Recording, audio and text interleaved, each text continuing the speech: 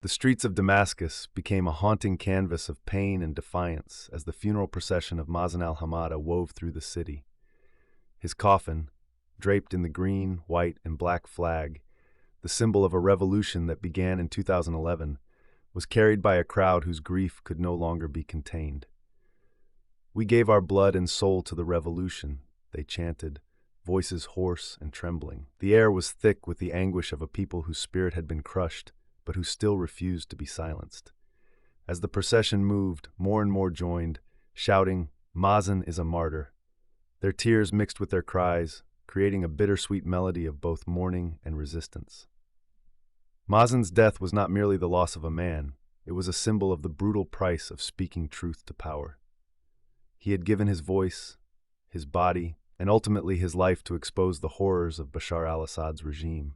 A relentless critic of the regime, Mazen's activism shone a light on the atrocities the world had ignored for far too long.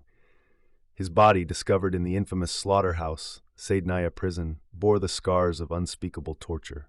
Fractures, burn marks, and contusions covered his body, evidence of a torment that could not be ignored.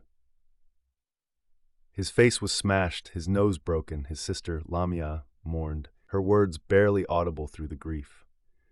Mazen had been there at the beginning, when the uprising erupted in 2011, full of hope, courage, and the fire of revolution. He was arrested and tortured, subjected to horrors that no human being should endure. Released in 2013, he sought asylum in the Netherlands, where he began to share his story, his pain, and the brutal reality he had witnessed. In a powerful documentary, he described how he was raped, how guards jumped on his chest, breaking his ribs, how his spirit was almost broken by the unrelenting cruelty.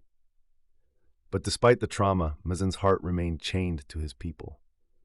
In a twist of tragic fate, after years of asylum, he returned to Syria in 2020, promised safety by the government, only to be arrested the moment he stepped foot in his homeland. His family believes he was killed after the fall of Hama, mere days before the regime's collapse. "I am happy we are free, but I wish he could have lived to see it," Lamia said softly, her voice a mix of pride and sorrow. "He paid the price for our freedom." Mazen's story was one of many. It was a small piece in a much larger, horrific puzzle. Over 100,000 people disappeared under Assad's rule, their families left to search through the ruins for answers. In a morgue in Damascus, bodies were laid out in stark rows. The stench of death was overpowering. Some bodies were decapitated, others marked by unspeakable torture. In a corner, a plastic bag lay discarded with a human skull and bones. The families, their faces etched with despair, sifted through the remains, hoping for the impossible, to find the body of a lost loved one. Ahmad Sultan Eid's mother collapsed as she identified her 19-year-old son's disfigured body. The sound of her wailing was enough to break the heart of anyone within earshot. "Oh, my boy, my baby, you were only 19, she cried. Her anguish was the cry of every mother who had lost a son, a daughter, a husband, or a father to this brutal war. Ahmad's brother leaned against the wall, his face contorted in grief, unable to fathom the loss. But it wasn't just Ahmad's family. All around, others searched for their own missing loved ones. "How can you find anyone if you're searching through skeletons?" asked Mustafa Khairul Inam, a father who had been searching for his sons, Omar and Mohammed, since 2011. He stood in a room filled with the souls of the disappeared, each one a broken story of hope, pain, and loss. Ahmad Masri was there too, looking for his brother Khalil. "Until now, we weren't allowed to ask where they were," he said, his voice hollow with rage. "Can you imagine what it's like to not know where they are, to be unable to ask? Maybe they're in a mass grave somewhere." His words were a damning indictment of a regime that sought to erase its victims from history. In the chaos of grief and rage, a woman's voice rose above the crowd, full of fury. Every mother who is looking for her son should get revenge against Assad. Putin should not give him refuge.